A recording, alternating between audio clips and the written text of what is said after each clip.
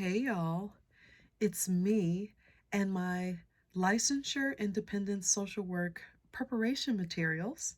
And if you are interested in learning what am I doing so that I can pass my licensure examination for social work, and which materials did I decide to use so that I can pass my examination, please stay tuned. So depending on what state you are in, the licensure examination for a clinical social worker could be something different. It seems like most people call it LCSW. That's the one that I see the most, licensed clinical social worker. However, in the state of Ohio, they call it LISW, licensed independent social worker. So getting that is the highest licensure that you can have for a social worker, and you also have to have a master's degree, which I do have in social work.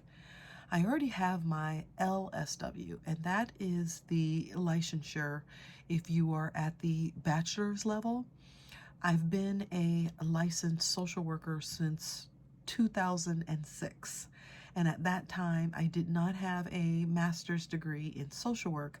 I had a master's degree in public administration. So years later, I decided to go back to school and get my master's in social work. I have taken the licensed independent social worker examination 2 times, and unfortunately, I did not pass either time. This time, the third time, is going to be my final time taking it, and I will pass. So I want to show you some of the tools that I've purchased and that I'm using so that I can pass, because I will pass. Here's the first thing that I want to show you. This is my textbook that I am using, and I love that it says I will succeed. And this is from the LEAP program, the Learning Exam Preparation Services. And although it says that this is the 2019 edition, I actually purchased this year. It's a pretty big book, but the good thing about it is a lot of the information that's in this book is the same information from the other books. You know, Freud is still dead. Maslow, he's still dead. You know, a lot of those things have not changed. The major changes is what was in the DSM. And let me show you my DSM booklet. Here is the DSM review guide, and you can also use this as a guide at your desk or in your office, but I'm going to use this as a study guide. Also, I do have some CDs that I can listen to. Again, it says 2013. It also says the advanced generalist level.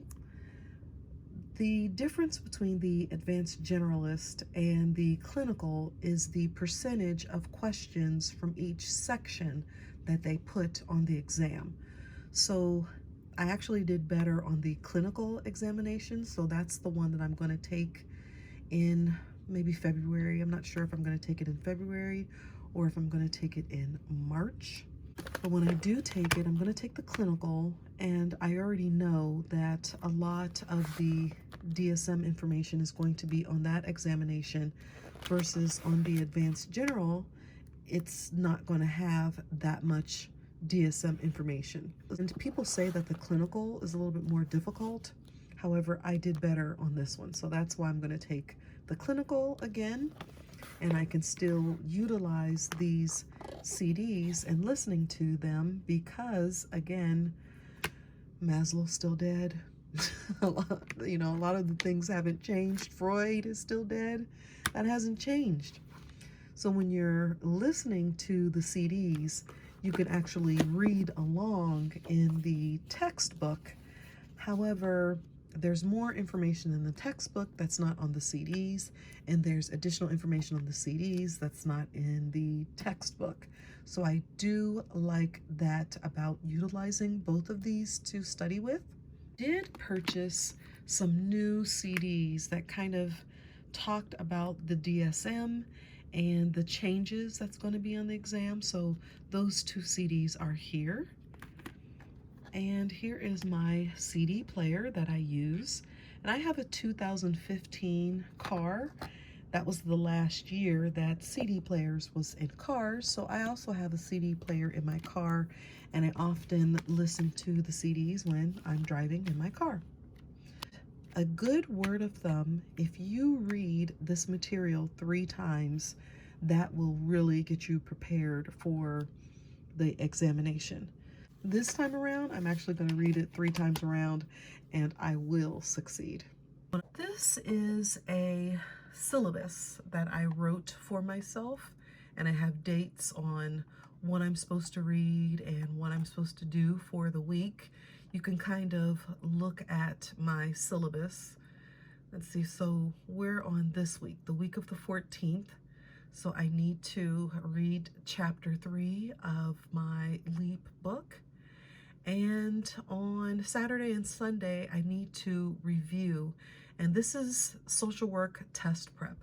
Let me show you what that is. So this is what social work test prep is. This is something that I purchased a while ago, and it's just examinations. I purchased 5 exams. When you take the exam, it shows you what the answers are. It shows you why the answers that you picked are incorrect. And I really like this. It's also timed.